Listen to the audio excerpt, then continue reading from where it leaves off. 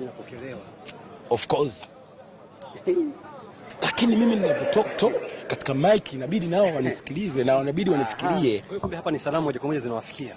Zifike. Mpira ni brand brother, mpira ni biashara brother. Mimi t-shirt nimenunua mwenyewe kwa pesa. Oh my God. Hakuna mdhamini yoyote wa Yanga amenunulia mimi jezi. Sijapata bure.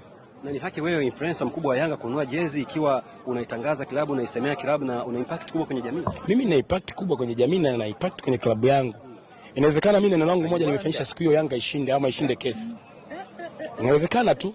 Mimi nishaonekana sehemu nasema hatuchezi mechi. Ule wingi wa watu mmoja wapo nikiwa mimi sema hatuchezi na haikuchezwa na tumecheza tumeshinda. Kwa hiyo mimi nina impact katika club. Mimi kadi yangu nimeilipia 24,000. Mimi jezi nanunua mikoani naenda. Nyuma yetu tunaangalia brother. Ukituona influencer sisi kama ni machizi, ukipata fursa au kuleta mdomo kwamba influencer anapendelea. Si maisha yetu tunatumia 75% katika klabu. Kama tunatumia 75% kuitetea klabu. Kwa nini mimi ni wazarau influencer wa Simba wanaenda kufanya biashara, wanaenda kufanya kazi mikoani? Na hapa respect.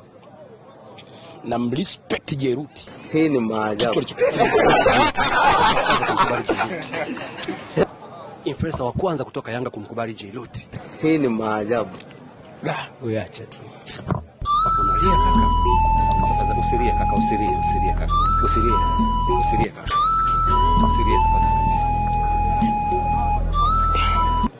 Unatamani pengine nafasi hiyo ungeipata wewe pia? Hapana. Kitu anachokifanya Jeruti sio kidogo.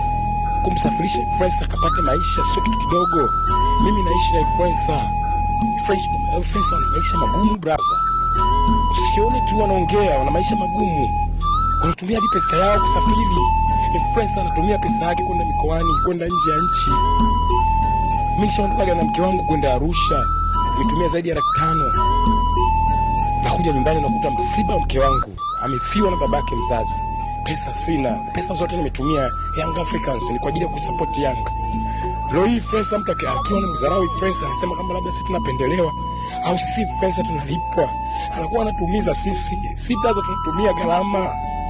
Pole sana. Pengine labda unahisi ni mfumo gani ambao ungetumika mzuri ambao ungewasaidia nyinyi influencer ili muweze kukaa vizuri sasa na familia zenu ziendelee vizuri kupitia hiki ambacho mnakifanya kwenye vilabu? Brother, sisi tunaitetea sana klabu yetu. Wasitenge fungu kwa ajili yenu? Hapana, wasitenge fungu kwa ajili yetu.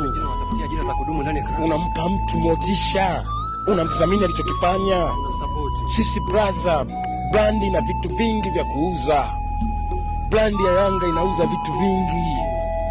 Mfadhili wa Yanga anauza vitu vingi. Brother, wapo watu wakusema kwamba hao my friends wanahangaika na timu. Mimi hapa ni mwenyekiti wa tawi la Ubungo Riverside. Ukisema mimi sifanyi kazi ya klabu unanikosea. Mimi nimekutanisha watu 100 na wanaolipa ada active. Mimi nimepiga kula kumchagua Rais Elsi Engineer. Mimi nimepiga kula kumwambia Arafati kapita bila kupingwa.